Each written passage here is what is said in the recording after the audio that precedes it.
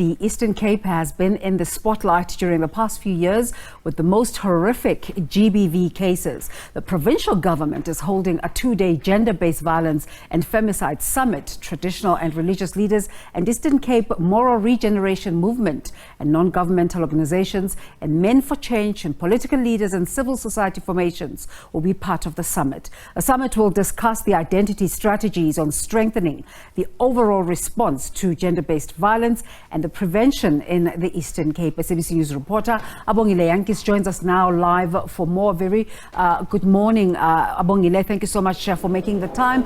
Will this not be another talk shop event?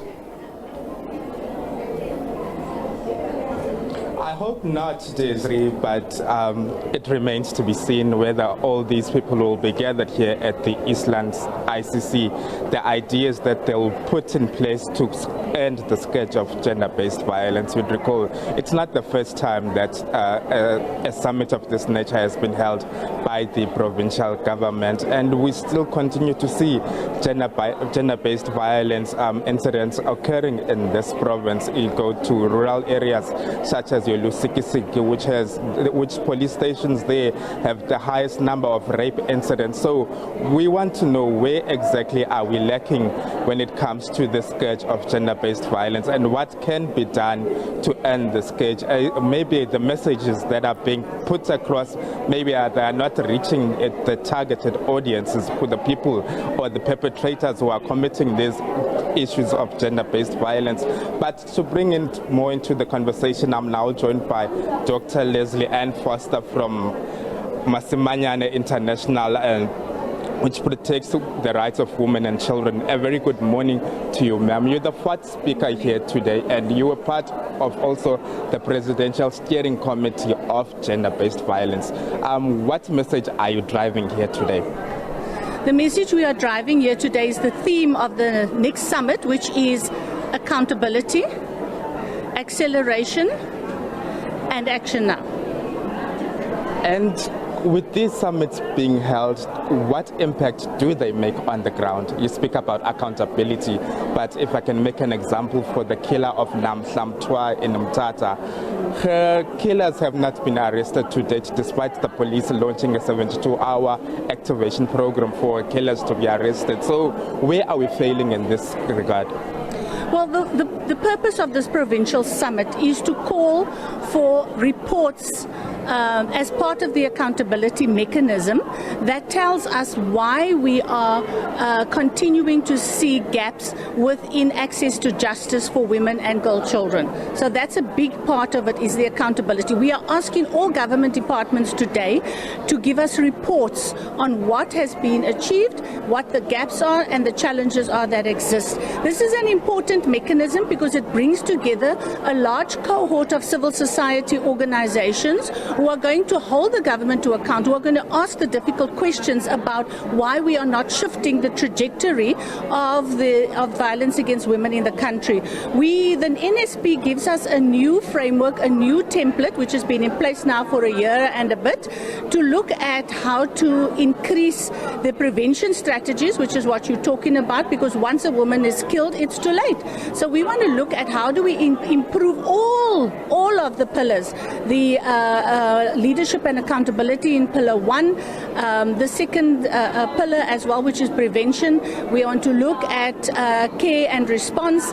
We want to look at the third one is justice pillar. The fourth is care and response. The fifth is economic empowerment, and then the research pillars. So what we're saying is we have this NSP. Is it being fully implemented? That's what we are asking the province to tell us, every government department. And if not, what are the challenges to full implementation? So this is an important gathering. It's a gathering where we are going to be very strong on accountability. And we want then to say, how do we change this? What is needed now to improve or to change the responses at the state level. It's an important conversation because the President has given political commitment and he has shown political will. The provincial government is also trying to do that. We have a provincial strategic plan, but it hasn't been signed off as yet. So we're saying all of the unfinished business in the implementation of the National Strategic Plan has to be dealt with through this summit.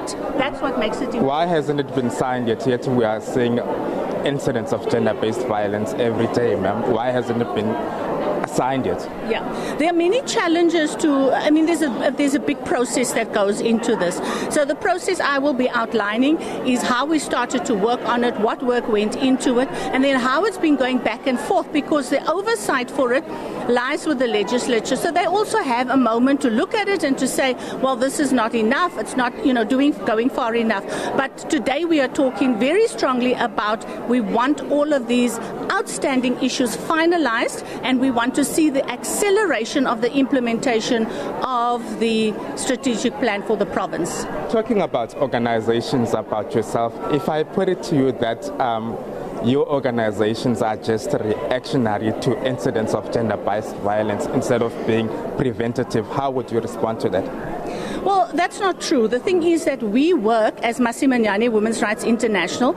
We work with the President's office around strengthening the legislation. We advocated for the amendments in the acts, and that has happened. We're now working with the provincial structures. We are on the provincial safety steering committee, looking at how we helped to draft the provincial safety plan. So that's all strategic interventions to strengthen the responses to gender-based violence. We then work at the local level because we are an organization that is locally rooted and globally connected. In locally rooted, we have the Women's Equelo Network with 101 women's groups situated in the six districts and the 2 metros of the province. So we capacitate the women on the ground to be able to demand that the gender-based violence strategy is comprehensive and that it is, implemented in a very powerful way.